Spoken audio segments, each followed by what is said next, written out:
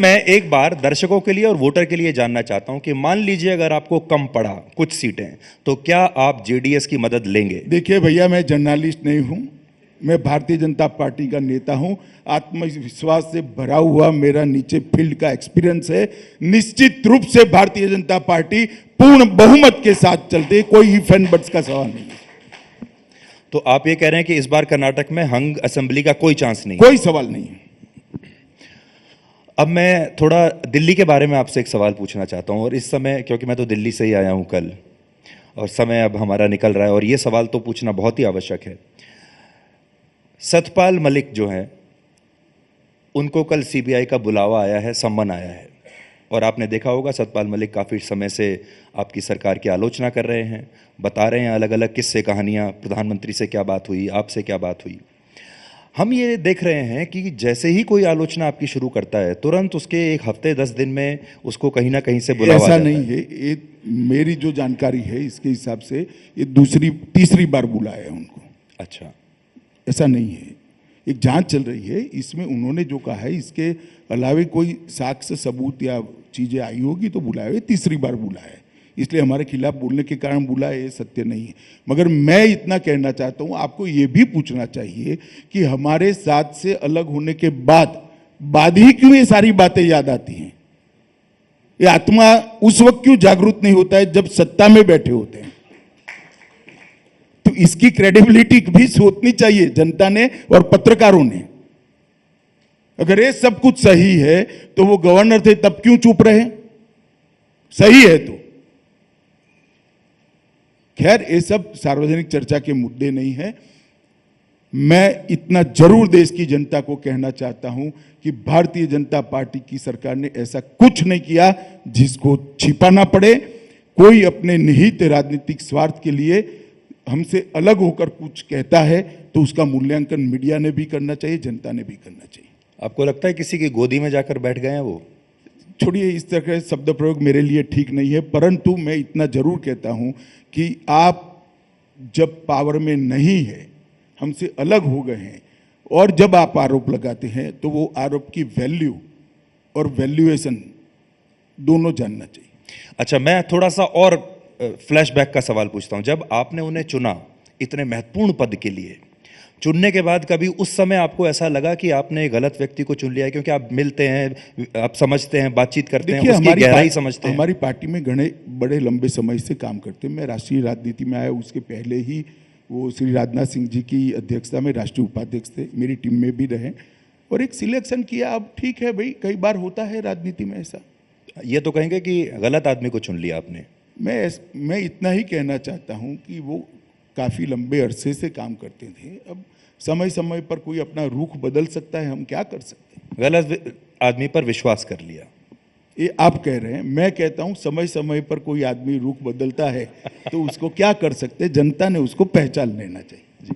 अगर राजनीति की भी बात करें अमित जी, और मैं प्योरली राजनीति की बात कर रहा हूं, इस समय जितने भी विरोधी हैं बीजेपी के, चाहे वो राहुल गांधी है, चाहे वो ममता बनर्जी है, या फिर अरविंद केजरीवाल हैं, उन सब की जो इस समय फिल्म चल रही है, उस सब की पृष्ठभूमि में अदालत ज़रूर दिखाई देती है। यानी सब अदालती मामलों से, ईडी से, सीबीआई से, एजेंसी से, तो एक नई एंट्री हम देख रहे हैं कि भारत की राजनीति में अभी हुई है, और ये उसका पूरा राजनीतिक प्रयोग इस्तेमाल कर रहे हैं। देखिए, हर आदमी विक्टिम कार्ड खेल रहा है इस समय। केजरीवाल जी भी खेल रहे हैं, राहुल गांधी भी खेल रहे हैं। जब मैं आज आपसे बात कर रहा हूँ, राहुल गांधी आज अपना मकान खाली करने वाले हैं, और उन्होंने ये तय किया है कि वो जब चाबी देंगे वापस सरकार को, तो उसमें फोटो वोटो खिंचवाएंगे, वीडियो बनाएंगे। प्लीज प्लीज, वो तो आप चलाइए, आपकी टीआरपी के लिए हमें कोई इसमें आपत्ति नहीं है। परंतु हमने नहीं कहा है राहुल गांधी को कि ओबीसी का अपमान करिए। वो उनके एडवाइजर ने किया। सजा हम कर नहीं सकते, माफी न मांगने का फैसला हम नहीं कर सकते, वो राहुल गांधी जी ने करा। देश का कानून उनके समय में बना है। इसको मनमोहन सिंह जी बदलना चाहते थे, उन्होंने अपना ऑर्डिनेंस फाड़ डाला। अब जब उन पर गाज गिरती है तो इतना बेचारा नहीं बनना चाहिए। और मैं स्पष्ट कर देना चाहता हूं, किसी ने ऐसा नहीं मानना चाहिए कि इस देश में कानून के ऊपर कोई भी है।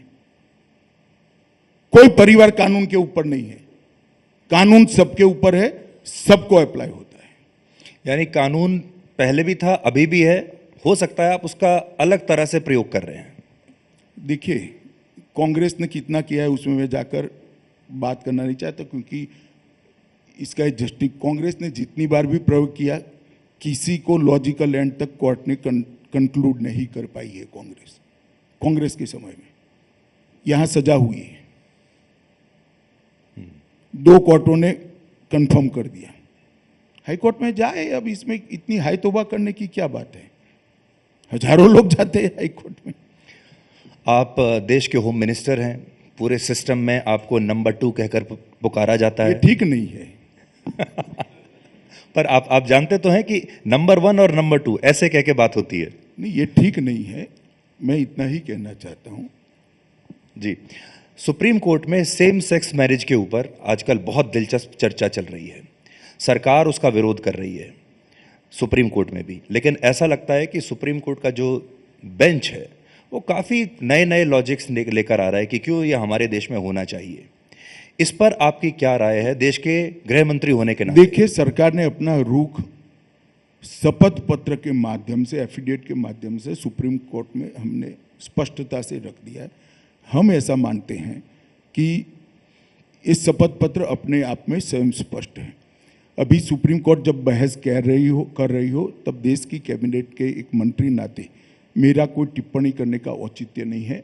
हमारे जो लॉ ऑफिसर है वो सुप्रीम कोर्ट में सरकार का जो पक्ष है रखेंगे, रखा भी है, सार्वजनिक है। सुप्रीम कोर्ट की टिप्पणियां भी सार्वजनिक है और मांग करने वाले की मांग भी सार्वजनिक है। लेट अस सी सुप्रीम कोर्ट क्या करता है, परंतु हमने हमारा शपथ पत्र के माध्यम से पक्ष रख दिया है कि हम इससे सहमत नहीं हैं। आपका पक्ष ये भी है कि ये लोगों से जुड़ा हुआ मामला है, ये एक एलिटिस्ट जो है विचारधारा है कुछ मुट्ठी भर लोगों की, और इसका तय करने का अधिकार लोगों का या फिर लोगों द्वारा चुने गए प्रतिनिधि का होना चाहिए। नहीं, हमने ये भी कहा है इस पर व्यापक बहस, सामाजिक बहस भी होनी चाहिए, क्योंकि एक बहुत बड़ा बदलाव है। ये भी कहा है कि विधानमंडलों ने और संसद ने इस पर सोचना है, परंतु मेरी इस पर कोई टिप्पणी करना उचित नहीं होगा। हमारा शपथ पत्र जो है, हमारा जो एफिडेविट है, बड़ा स्पष्ट है और एफिडेविट सार्वजनिक है।